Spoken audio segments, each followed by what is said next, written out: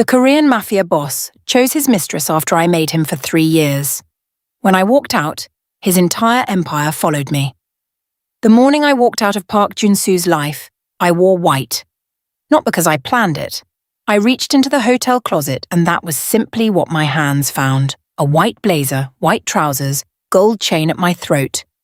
The kind of outfit you wear when you have decided something and you need your outside to match your inside. I had decided. I rolled my suitcase through the departure hall of Incheon International Airport at 7:43 in the morning and I did not look back. Not because I was strong, because I already knew what was behind me. Not 12 men, not 20. By the time I reached the gate, Director Hyun had counted 41. 41 people who ran the operational infrastructure of Park Jun-soo's empire. Legal directors, port logistics heads, contract managers, the finance team that processed every deal I had ever built. All of them in that terminal. All of them walking with me. His security detail had not come to stop me. They had come to leave with me. I heard him before I saw him. That controlled quiet that meant he was 6 seconds from losing the control. It cut through the airport noise like a blade finding the exact right seam. Soleil. I stopped walking, turned slowly. Park Jun-soo stood 30 feet away at the arrivals barrier. Black suit, jaw tight, neck tattoo above his collar. His hands, those deliberate, careful hands, hanging open at his sides, which meant he was less in control than he appeared. Beside him, Min Jin in red, her hand no longer on his arm. She was looking at 41 people who had chosen to leave with a woman she had spent 3 years trying to erase. I looked at them both for exactly 3 seconds. Then I looked at Director Hyun. Bored, I said, and 41 people kept walking.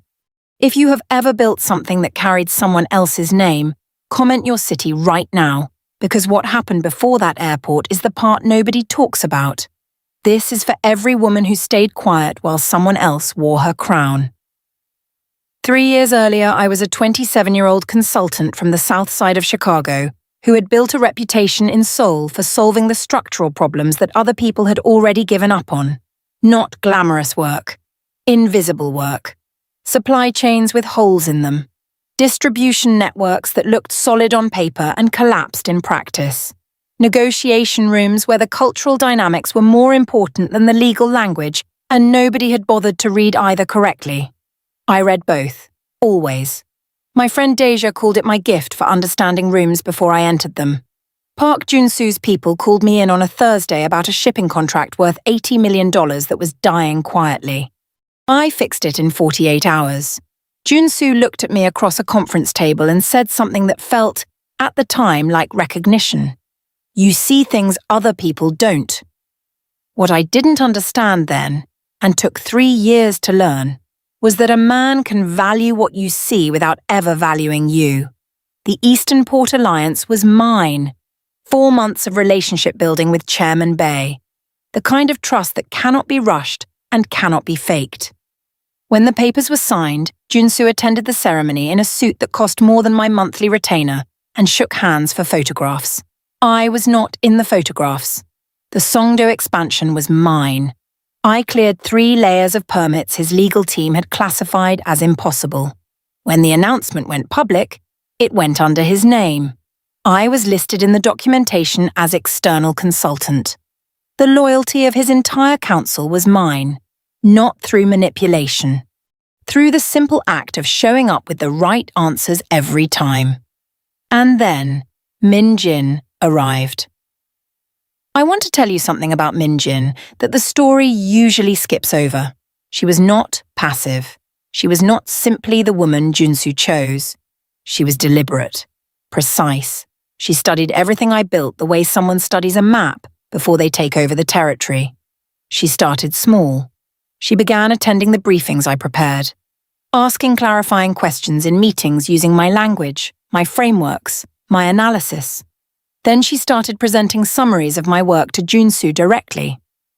I've been reviewing the Songdo timeline, she would say, as if the timeline had materialized from somewhere other than my desk at midnight. Then the photographs started. Min-jin at the port signing with Chairman Bay. Min-jin at the Lotte contract dinner. Min-jin standing where I had always stood.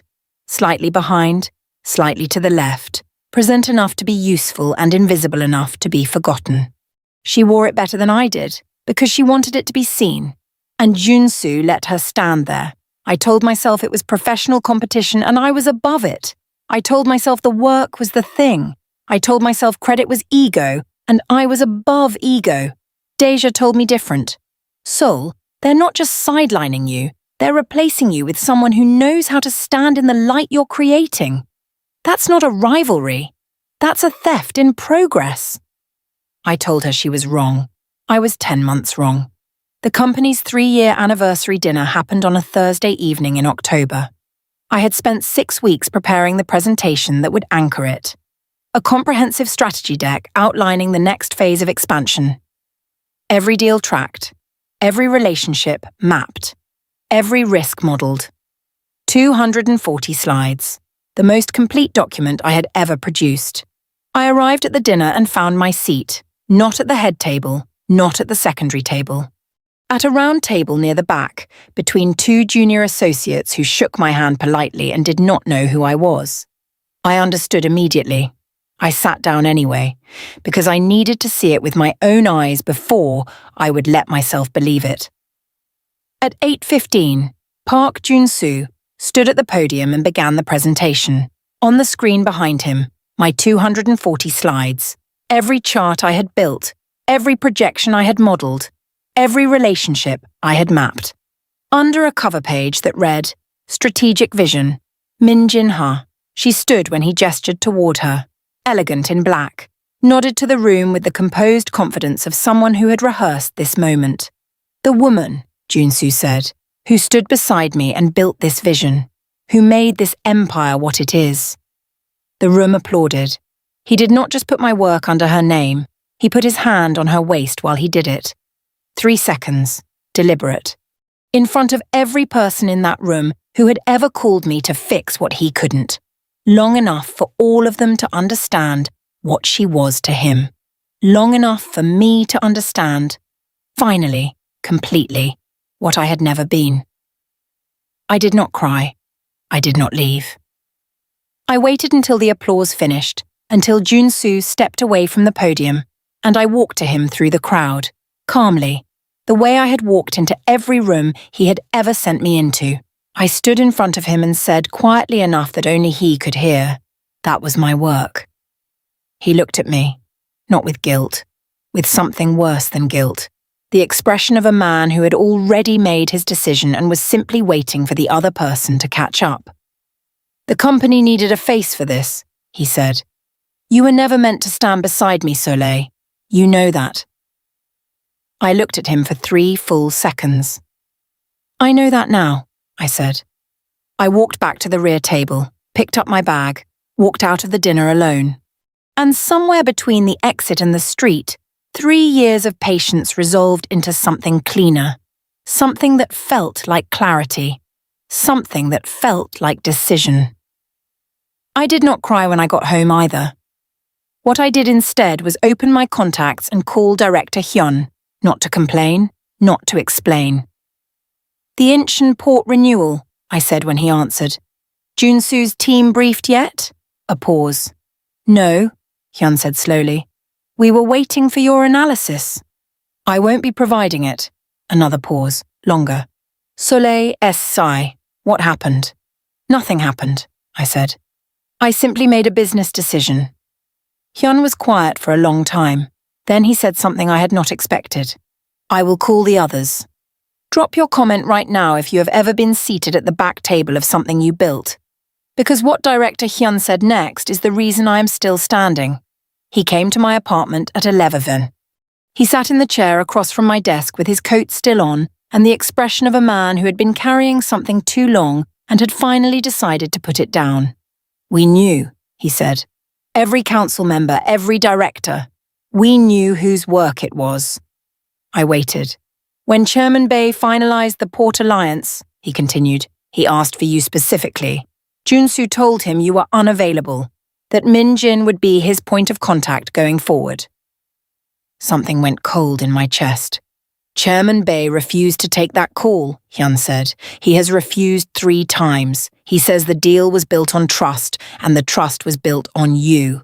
He stood, straightened his jacket with the specific care of a man making a formal decision. I called the others tonight, he said. Legal, finance, logistics, security. The 41 people who built this empire alongside you. Not alongside him. Alongside you. He moved toward the door. The work follows the person who built it, he said. We always have. What happened over the next 72 hours is what the title of this story is actually about. Chairman Bay took his calls off hold and transferred them to my number directly. The Incheon Port Renewal legal team sent Junsu's office a formal request for Soleil Hayes to be reinstated as lead consultant. When the request was declined, 3 of the 6 lawyers on retainer resigned by end of day. The Lotta Contracts quarterly review was scheduled. The partner arrived at Junsu's office, looked at Min Jin seated at the head of the table, and said simply, "Where is Miss Hayes?" When no answer came, he stood, gathered his materials, and left without sitting down. Junsu's calls to his security director went unanswered. His calls to finance went to voicemail. Min Jin sat in the boardroom trying to answer structural questions she had never learned to ask. She had studied my language. She had never learned the logic. And without the logic, the language was just noise. His legal team watched her and said nothing, because there was nothing to say. Every room that had ever responded to Junsu's authority had been responding to the architecture underneath it, and the architect had left. He found me at the airport the next morning. He stood at the arrivals barrier and looked at 41 people standing behind me, and I watched him understand, fully, finally, what 3 years of invisible work had actually built. Not a company, not a portfolio, people. Trust. The kind of loyalty that cannot be assigned in an organization chart, the kind that follows the person who earned it, not the name on the door. You don't understand what you're leaving, he said. I understand exactly what I'm leaving, I said. I built it. Min Jin's hand fell from his arm. 41 people kept walking. I turned and walked with them. I almost got on the plane. I sat at the gate until the final boarding call with Hyun beside me and the pale October sky outside the windows, and I thought about 3 years of late nights and impossible problems, and a man who had given me every difficult thing he could not solve and trusted me completely with all of it, who had simply never been brave enough to say so out loud. Then I stopped thinking about him. I was not staying for Junsu. I was staying because I refused to abandon a city where my name had been erased, because somewhere in 3 years, Seoul had become mine too. Not because he gave it to me, but because I had built my way into it one relationship, one deal, one problem at a time, and I was not going to let anyone take that geography from me by simply waiting for me to leave. I put my boarding pass in my bag. Not Chicago, I said. Hyun looked at me. Not yet, I said. First I want a meeting, my terms, my table, my name on the door. Something shifted in his expression. I'll make the calls, he said. SH Partners opened its doors 6 weeks later. Soleil Hayes. On the door. In gold. Chairman Bay was our first client. He brought 3 of his allied companies with him. The Incheon Port Renewal closed under our banner at a value 30% higher than Junsu's original projection. Because I had built the structural framework from the beginning and I finally had the authority to run it at full capacity. Park Junsu's empire did not collapse. I want to be accurate about that.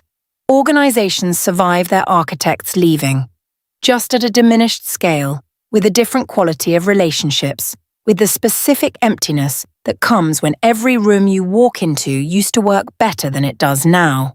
He sent flowers I did not keep, messages I did not answer.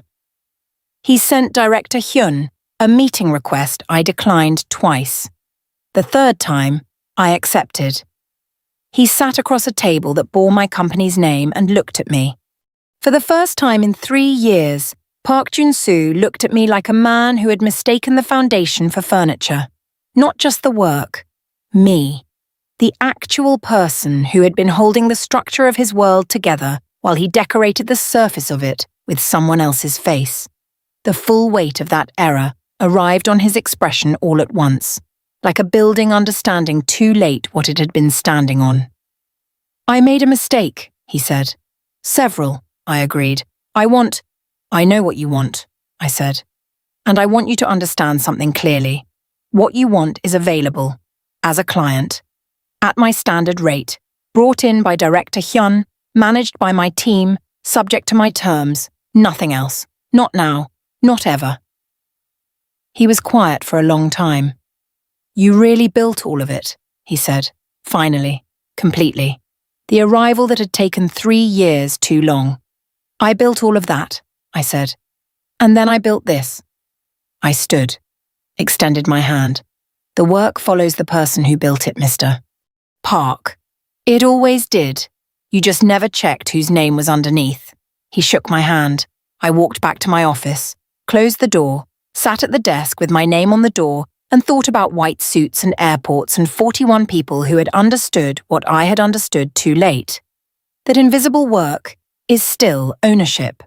That the foundation of a thing always belongs to the person who laid it, regardless of whose name goes on the building. That, when the foundation walks, the building has to decide who it is. His building had decided, and it had followed the work home. If this story stayed with you, subscribe right now. Drop your city below. Tell me the moment you knew Junsu had already lost. And tell me this. If you are sitting somewhere right now with your name off a document your hands built, what are you waiting for? The work follows the person who built it. It always does. You just have to be willing to walk first. More stories are coming. Stay with me.